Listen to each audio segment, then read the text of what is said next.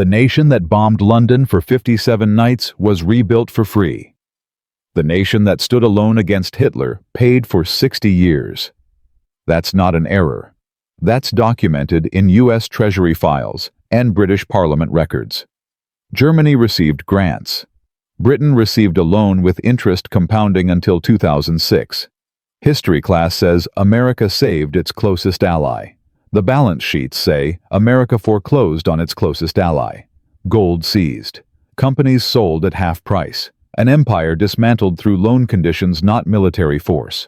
This isn't about blame. This is about mechanism, how $3.75 billion purchased global dominance without firing a single shot. December 1940. Britain is broke, and America is watching. December 29, 2006. A gray Friday morning in Westminster. Inside the British Treasury, a clerk named Margaret Ashworth sits at her desk processing the day's international payments. She is 58 years old, 3 years from retirement, and she has done this work for 3 decades. Verify the amount. Confirm the recipient. Authorize the transfer. Routine. But this payment is different. The check is written to the United States Treasury. The amount $832 million. And attached to the file is a reference number that traces back 60 years to a loan agreement signed before Margaret was born. She processes the payment. She closes the file. She marks it complete and moves to the next task. Margaret has no idea what she just did. She doesn't know that this is the final installment on a debt that has haunted Britain since 1946. She doesn't know that her country has now paid $7.5 billion total, double the original loan. She doesn't know that the file she just closed represents something far larger than a bank transfer. Somewhere in that filing cabinet is the receipt for an empire. Picture the scene, 66 years earlier. December 8, 1940. London is burning.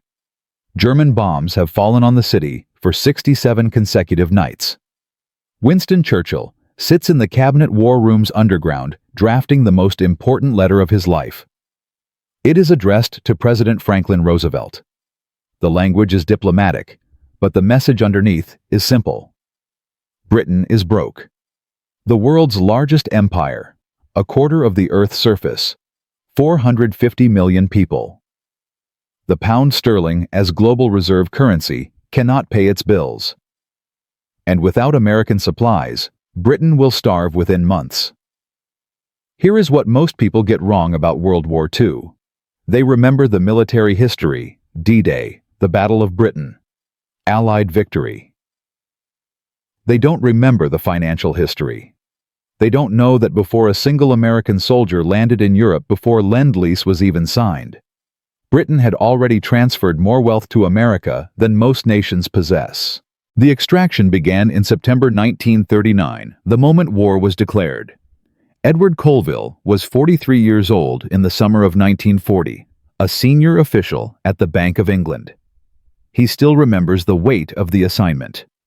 Operation Fish, the largest movement of physical wealth in human history.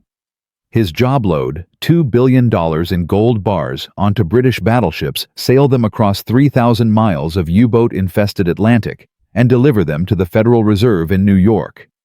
Imagine the scene below decks.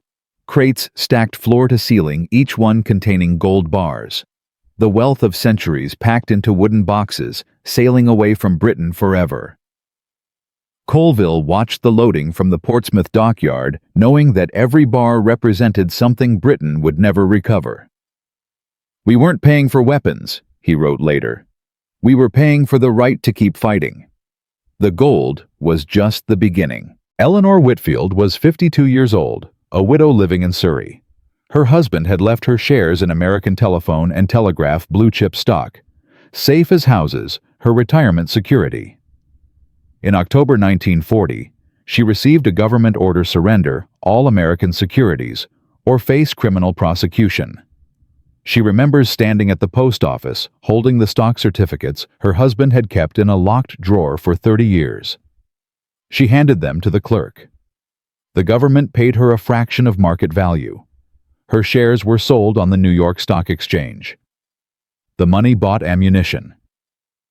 Eleanor spent the rest of her life in a smaller house on a smaller pension, never understanding why winning a war had made her poor.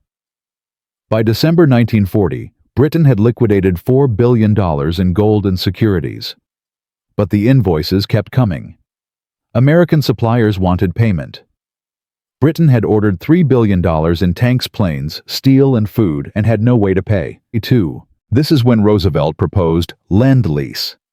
He explained it with a folksy analogy that still appears in history textbooks. If your neighbor's house catches fire and you have a garden hose, you don't charge him $15. You lend him the hose and he returns it when the fire is out. It sounded generous. It sounded like neighbors helping neighbors. Why then did British negotiators describe the Lend-Lease talks as the most humiliating experience of their careers?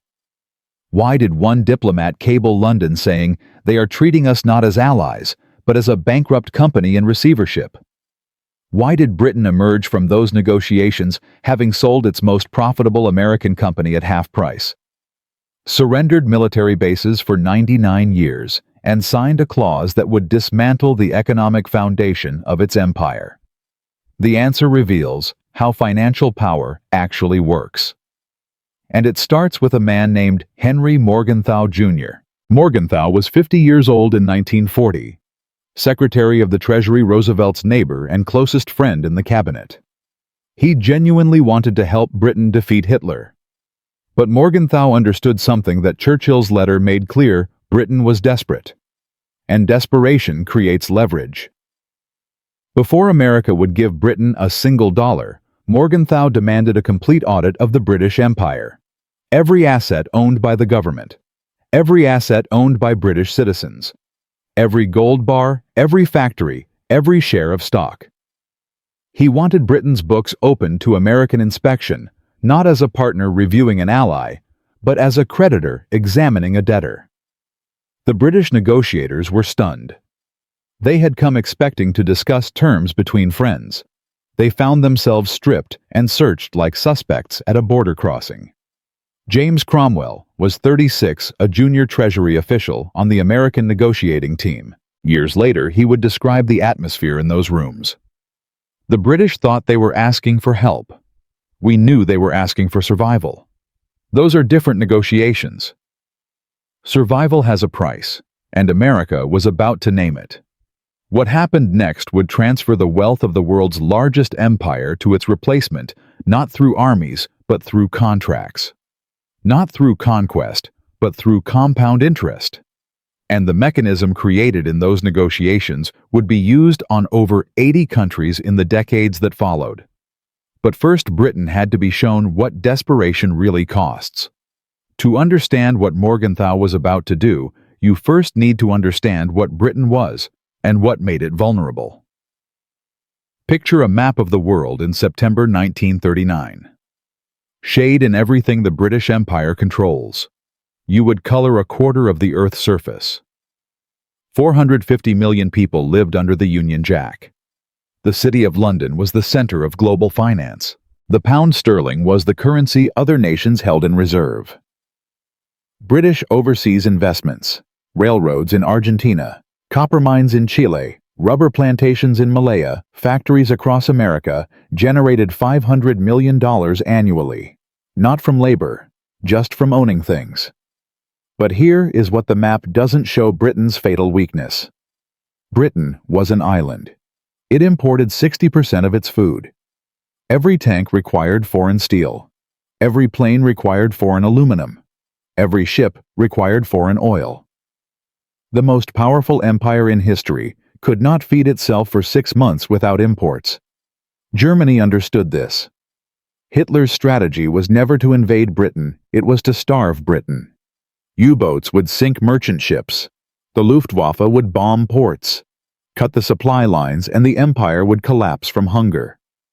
This is why the Battle of the Atlantic, not the Battle of Britain, was the war's true decisive front. But that story is rarely told because it leads to uncomfortable questions about who saved whom and at what price.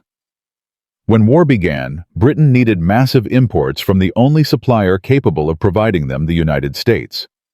Tanks, planes, ammunition, food, everything had to cross 3,000 miles of ocean. But America in 1939 was neutral. The American public was isolationist, and Congress had passed the Neutrality Acts, which contained a provision called cash and carry. The rule was simple: Britain could buy American supplies, but only if it paid cash immediately and transported goods on its own ships. No credit, no loans, no exceptions.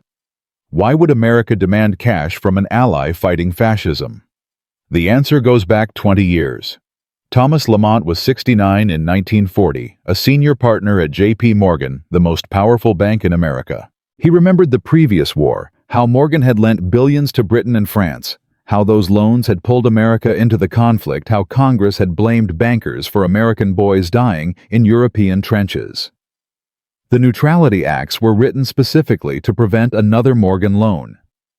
Cash and carry wasn't about neutrality. It was about making sure Wall Street couldn't drag America into war again.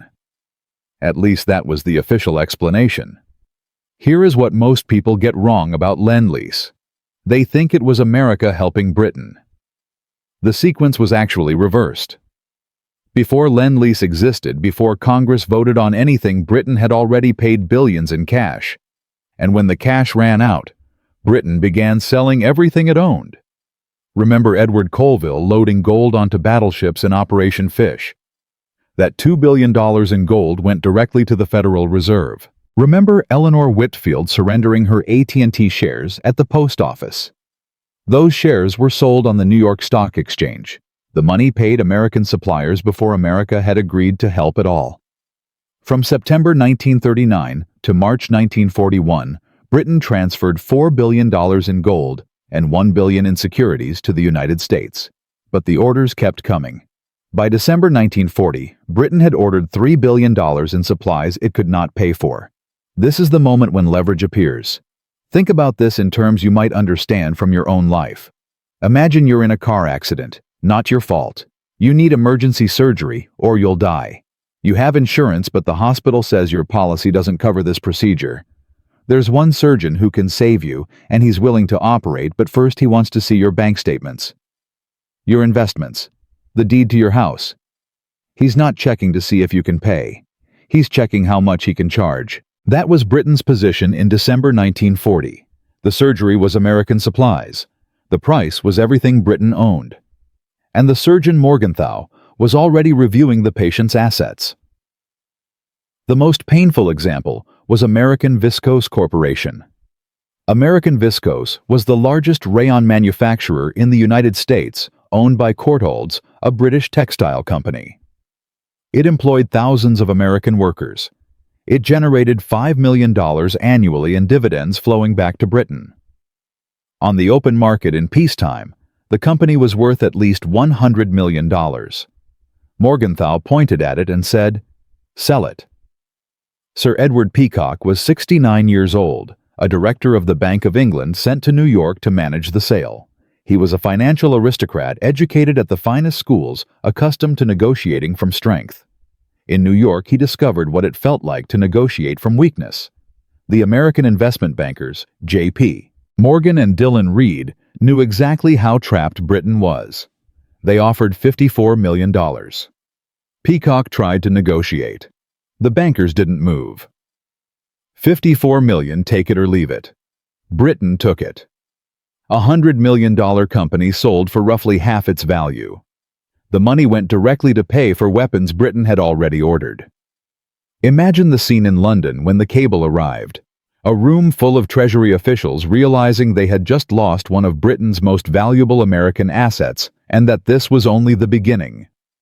But the American viscose sale was just the visible extraction. The deeper mechanism was being written into the structure of Lend-Lease itself. Roosevelt announced the program with his garden hose metaphor: lending, not selling, helping neighbors expecting nothing in return, except the hose back when the fire was out. What he didn't mention was Article 7. Article 7 was buried in the Lend-Lease agreement, written in diplomatic language designed to obscure its meaning. It stated that in return for American aid, Britain agreed to work toward the elimination of all forms of discriminatory treatment in international commerce after the war. That phrase, discriminatory treatment, targeted one specific system, imperial preference. Why does a tariff system matter in the middle of a war?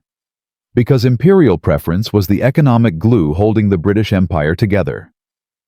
Here's how it worked. Goods flowing within the empire faced lower tariffs than goods from outside. Australian wool entering Britain paid less duty than American wool. Canadian wheat cost less than Argentine wheat. This meant British manufacturers had captive markets across a quarter of the globe protected from American competition. American corporations had been trying to crack those markets for decades. Article 7 was their key. By signing Lend-Lease, Britain agreed to dismantle imperial preference after the war to open empire markets to American goods on equal terms. It was economic suicide, written in diplomatic ink. John Maynard Keynes, Britain's greatest economist, saw exactly what was happening. He called Article 7 an instrument of American imperialism. He warned that signing it would make Britain an economic vassal after the war. Churchill overruled him. The mathematics of starvation left no room for negotiation. Here is the contrarian point that challenges the simple narrative Morgenthau wasn't evil. He genuinely wanted Hitler defeated. The American negotiators weren't villains, they were protecting American taxpayer interests. But the dynamic was unchanged. Britain needed survival. America had the only hose. The terms reflected that imbalance, not malice. By March 1941, Britain had been systematically stripped. Gold liquidated. American viscose sold at half price. Caribbean bases leased for 99 years in exchange for 50 obsolete destroyers. Article 7 signed away post-war markets. Only then did Congress pass Lend-Lease. The aid began flowing. $31 billion over 4 years. It kept Britain alive. Without it, Britain would have starved by 1942. But here is the open loop most histories ignore. Lend-Lease had an expiration date. The moment the war ended, the aid would stop, and Britain, its economy restructured entirely for war. Its factories producing only weapons, its people fed by American food, would face a choice: find new financing or collapse. Everything I've shown you so far was the entrance fee, what Britain paid just to qualify for help. The real extraction hadn't started yet. What happened in August 1945 would make the American viscose sale look like a rounding error. And it would kill the one man who saw it coming. What happened in August 1945 would make the American viscose sale look like a rounding error, and it would kill the one man who saw it coming. August 15, 1945. Emperor Hirohito's voice crackled over Japanese radio, announcing surrender. In London, crowds flooded Trafalgar Square. Strangers embraced. Churchill appeared on a balcony, waving to thousands of weeping, cheering citizens. After 6 years of bombing, rationing, and death, Britain had won. The Nazi regime was destroyed. The empire had survived. 7 days later, President Harry Truman signed Executive Order 9697. Lend-Lease was terminated. Immediately. Completely. Without warning. American cargo ships in the middle of the Atlantic, carrying food, fuel, and industrial supplies to Britain, received radio orders to turn around. The aid that had kept 47 million people alive for 4 years stopped mid-ocean. No transition period. No grace window. Complete cutoff. William Strang was 52 years old, a senior official at the Foreign Office when the telegram arrived.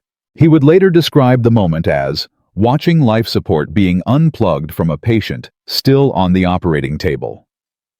Britain's entire economy had been rebuilt around American supplies. Factories produced weapons, not consumer goods. Farms had been converted to airfields. Half the nation's food came through Lend-Lease. And now, 7 days after victory, the lifeline was severed. Here is what most people get wrong about the end of World War II. They imagine victory as liberation soldiers, coming home, celebrations in the streets, nations rebuilding together.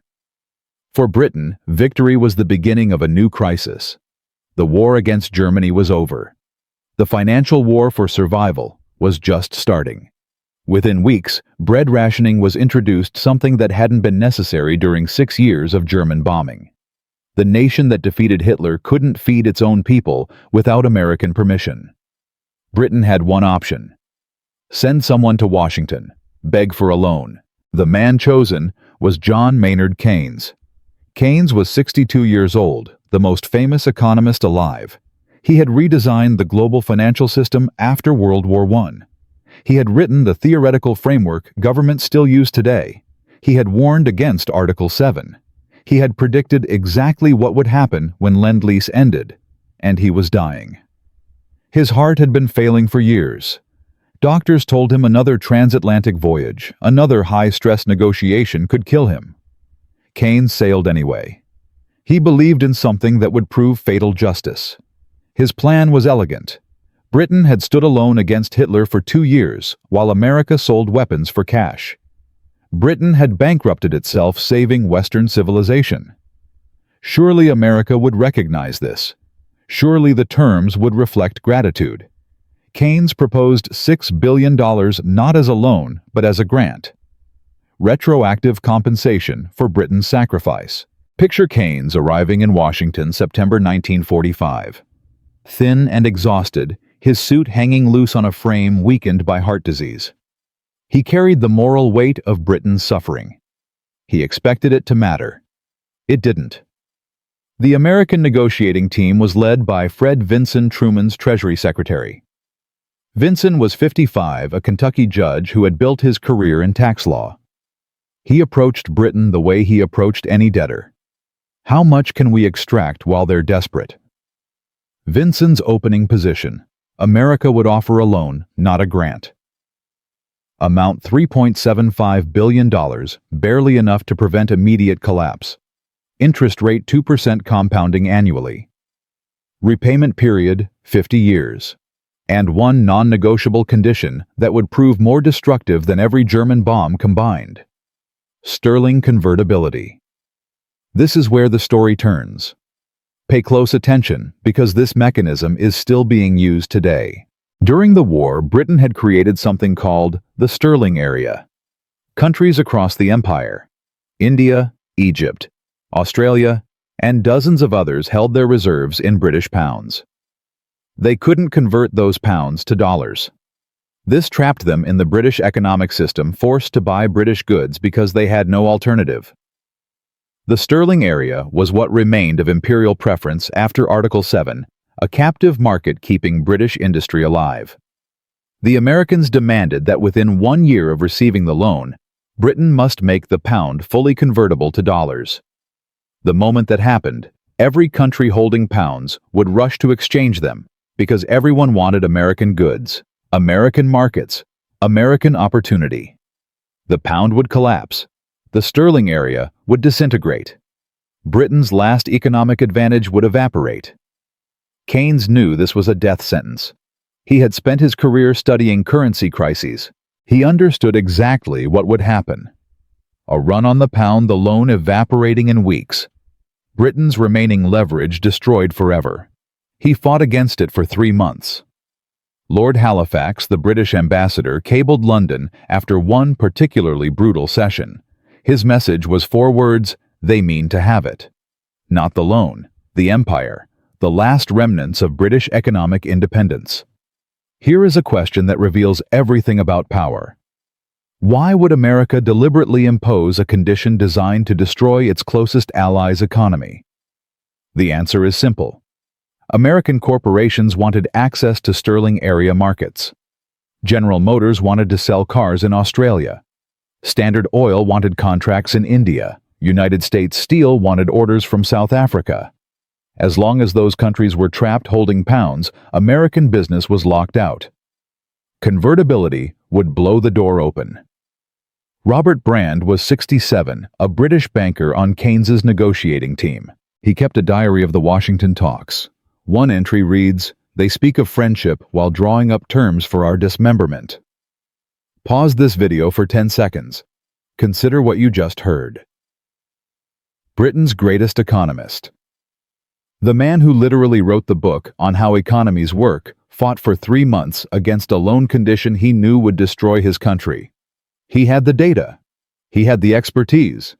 He predicted exactly what would happen. He was ignored because Britain had no leverage. That's not economics. That's what happens when you're desperate and the only lender knows it. Now continue watching, because what happened next proved Keynes right about everything. In December 1945, the British cabinet met to decide: accept the loan terms or refuse and face immediate collapse. Hugh Dalton, Chancellor of the Exchequer, presented the mathematics: without American dollars, Britain would run out of food within weeks. There was no alternative. Parliament voted to accept. Members described it as financial Munich, economic Versailles, selling the future to survive the present. They were right, but the alternative was starvation. Keynes returned to England broken. He died April 21, 1946, 3 months after the vote. His heart finally gave out.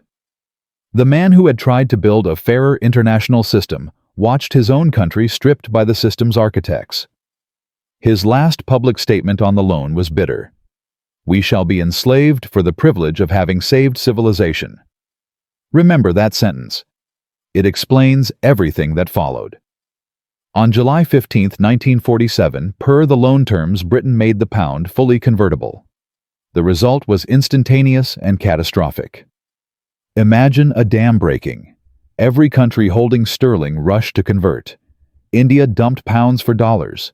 Egypt converted. Australia converted. Argentina, Sweden, Belgium, Iraq. The entire sterling area fled to the dollar in a matter of days. Picture the Bank of England trading floor officials watching reserve figures update hour by hour. $700 million, nearly 20% of the entire loan, vanished in 5 weeks. Money borrowed to rebuild Britain was evaporating into currency speculation. On August 20, 1947, 35 days after convertibility began, Britain suspended it. The experiment was over. Britain had proven to the world that the pound was finished as a reserve currency. The dollar had won without firing a shot. And now comes the part that should make you angry. Pull up 2 photographs from 1948. On the left, a street in Stuttgart, Germany. Construction cranes on the skyline. New factories rising from rubble. Workers rebuilding with American money. Children playing in parks that had been bomb craters 3 years earlier. On the right, a street in Manchester, England. Gray, exhausted, unchanged. The same damaged buildings from the war still unrepaired. Women queuing for bread rations. Bread rationing that wasn't necessary during the war, but became necessary during peace. Germany in 1948 received Marshall Plan grants. Free money. No repayment required. $13 billion to rebuild the nation that started the war that murdered 6 million Jews, that bombed London for 57 consecutive nights. Britain in 1948 was still paying off the 1946 loan. Still rationing bread. Still watching its reserves drain. Hans Weber was 32 in 1948, a factory worker in Stuttgart. His plant had been destroyed by Allied bombing. By 1948, it was rebuilt with Marshall Plan funds.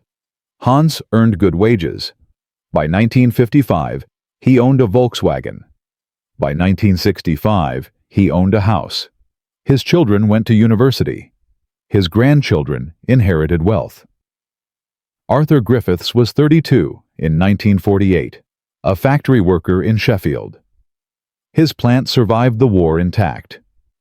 But orders declined when imperial preference ended. By 1955, the plant was struggling. By 1965, it closed. Arthur's children didn't attend university. His grandchildren inherited nothing. The enemy rebuilt for free. The ally paid for 60 years. Write that down.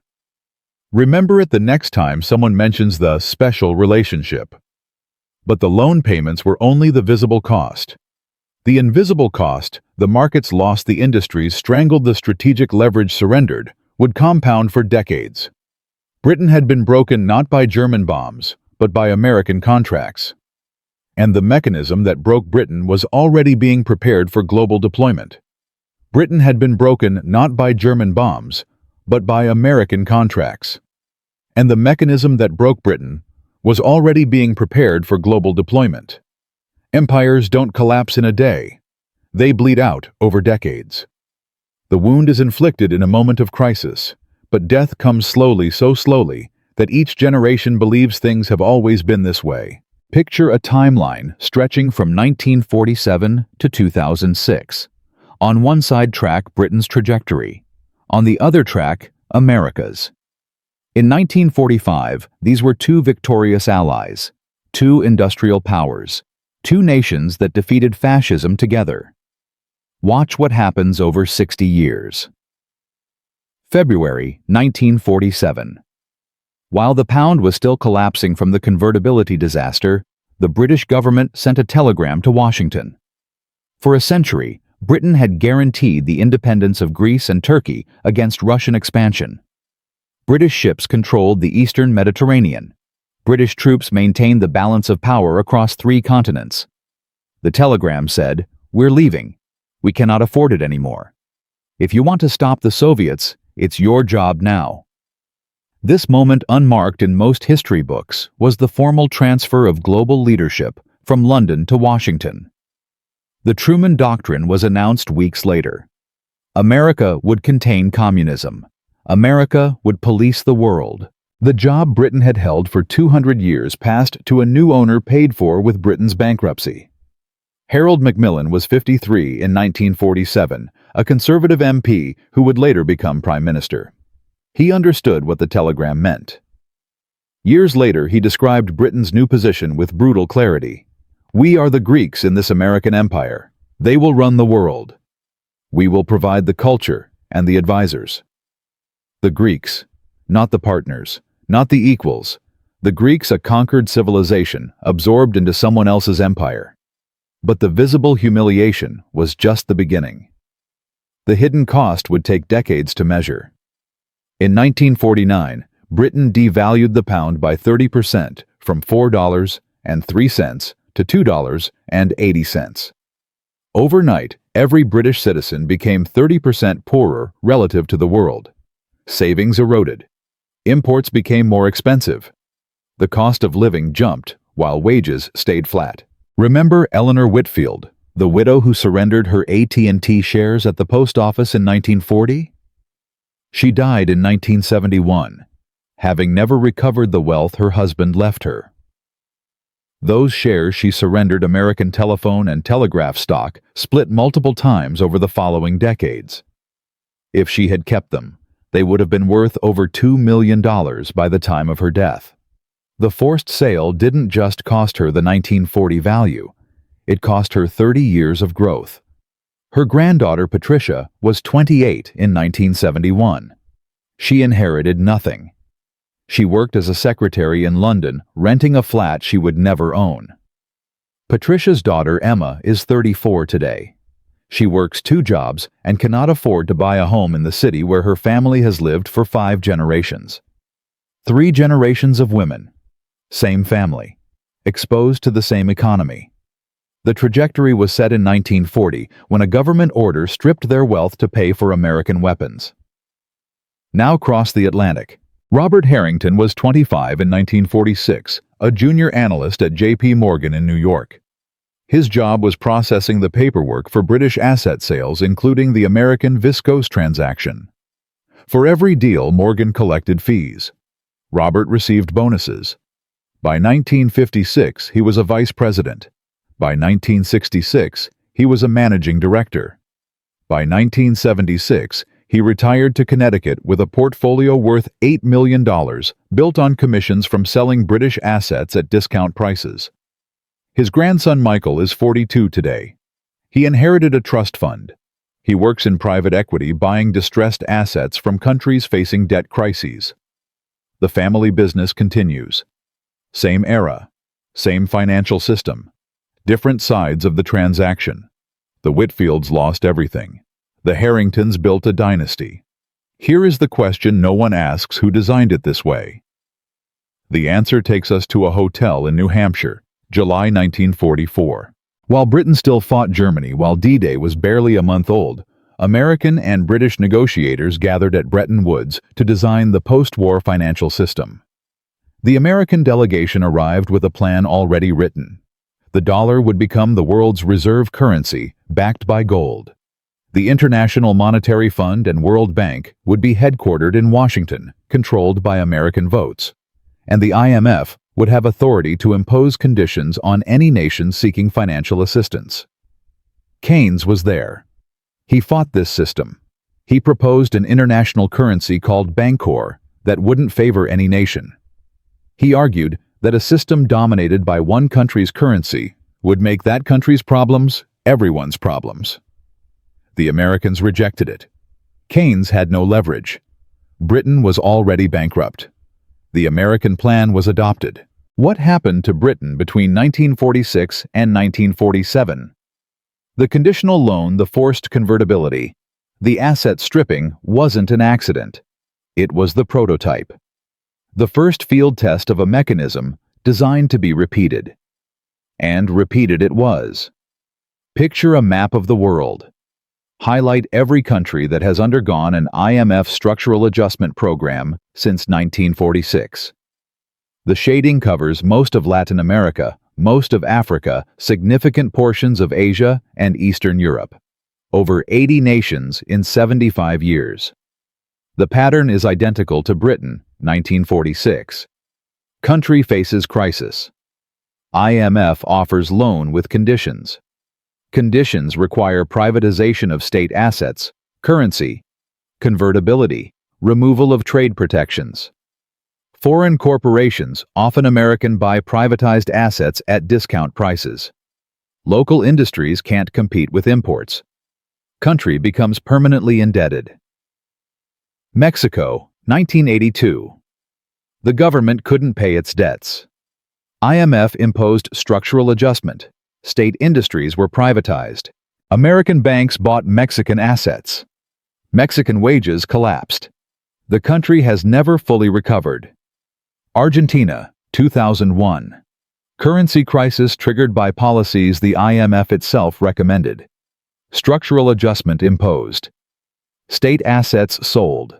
American hedge funds bought Argentine debt at pennies on the dollar, then sued for full repayment. The litigation lasted 15 years. Thailand, 1997. Currency collapse.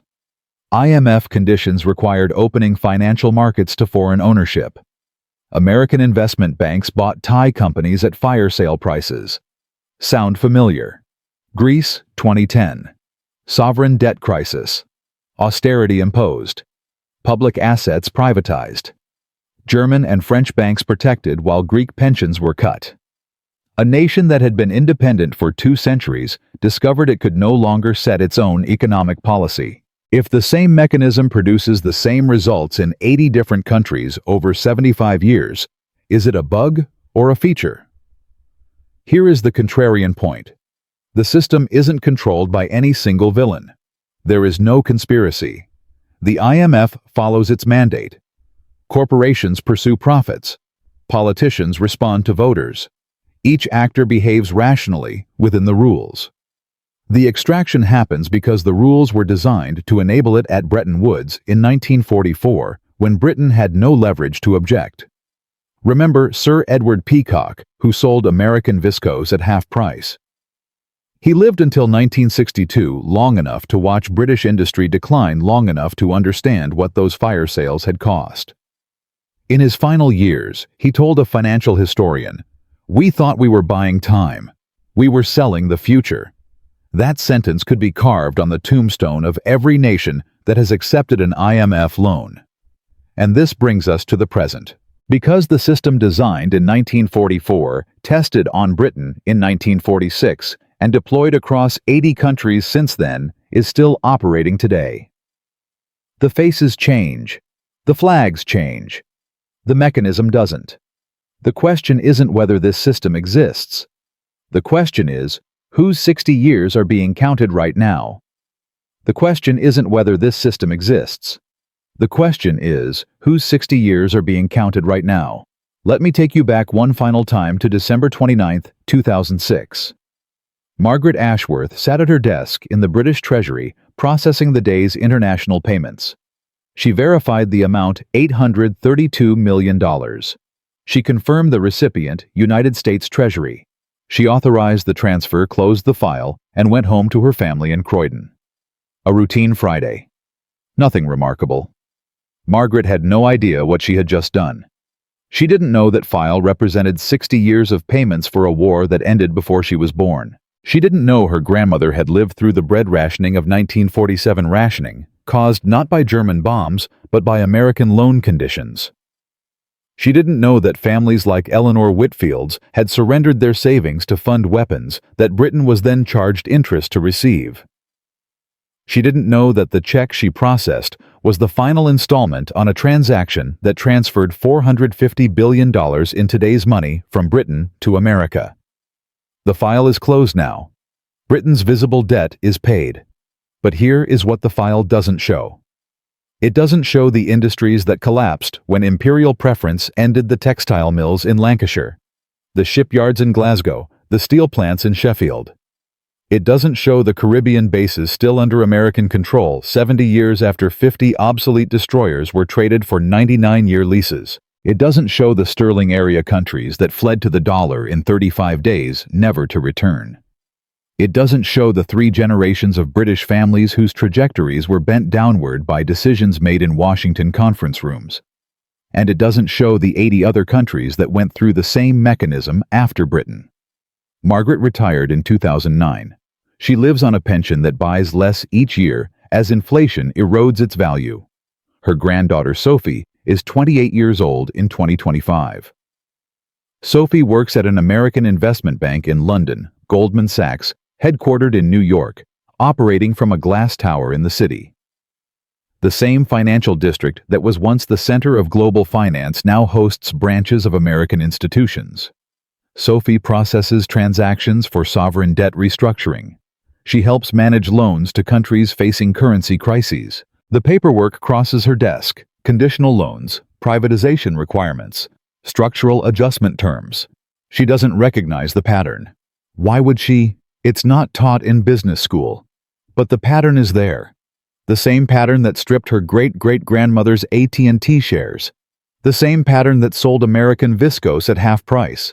The same pattern that drained 20% of Britain's loan in 35 days. Picture a screen showing global debt levels today. $317 trillion. That number is so large it loses meaning. But break it down, $15 trillion flows annually from debtor nations to creditor nations in interest payments alone. That's the mechanism operating at planetary scale. Here is the contrarian point that challenges even this narrative. There is no shadowy cabal orchestrating these outcomes. Morgenthau wasn't evil. He was protecting American taxpayers. Fred Vinson wasn't a villain. He was negotiating in his country's interest. The IMF follows its mandate. Corporations pursue profits. Politicians respond to voters. Each actor behaves rationally within the rules. The system doesn't require malice. It only requires leverage applied consistently over time. The extraction happens through legal contracts signed voluntarily by desperate borrowers who have no alternative. That's what makes it so difficult to fight. You cannot vote out compound interest. You cannot prosecute loan conditions. You cannot indict a mechanism that operates entirely within the law. James Chen is 41 years old, an economist at the IMF in Washington. His job is designing structural adjustment programs for countries requesting assistance. He believes in his work. He believes these programs help nations stabilize and grow. He doesn't see himself as part of an extraction system. He sees himself as a problem solver. And from inside the mechanism, he's right. Each individual decision makes sense.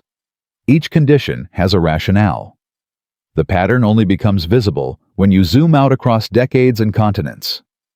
So what questions should this history raise for someone watching in 2025? When you hear about a country receiving IMF assistance, ask what conditions are attached. What assets must be privatized? Who is buying those assets, and at what price? When you hear about a currency crisis in an emerging market, Ask what policy changes preceded the crisis. Was currency liberalization recently imposed? Who recommended that policy, and who benefits from its failure? When you hear about debt relief initiatives, ask what was extracted before relief was granted. What structural changes were locked in? What leverage was established that won't appear in the headlines? These aren't questions with simple answers. They're frameworks for seeing what the official narrative obscures.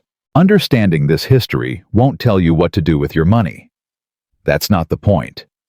The point is to see the pattern so that when the next crisis unfolds, the next bailout is negotiated, the next structural adjustment is imposed, you'll recognize the mechanism.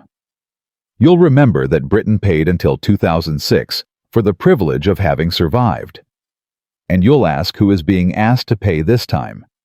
Remember Keynes sailing to Washington, while his heart was failing, expecting justice, discovering that justice isn't a currency creditors recognize. Remember Sir Edward Peacock selling American viscose at half price, realizing decades later that they thought they were buying time, but were selling the future. Remember Hans Weber rebuilding in Stuttgart with free American money while Arthur Griffiths watched his Sheffield plant close. The stories repeat because the mechanism repeats. Different flags, different decades, same extraction. Let me leave you with this. Britain didn't lose World War II. Britain won the war and lost the peace. The victory was real. The sacrifice was genuine. The cost was hidden in loan documents and asset transfers and conditions that took 60 years to fully pay. $3.75 billion didn't help America surpass the British Empire. It purchased the British Empire through contracts, not combat. The war ended in 1945. The payments ended in 2006. The mechanism never ended at all. Whose 60 years are being counted right now yet. Empires don't fall to armies. They fall to balance sheets. And the receipts are always buried in files that clerks close without reading.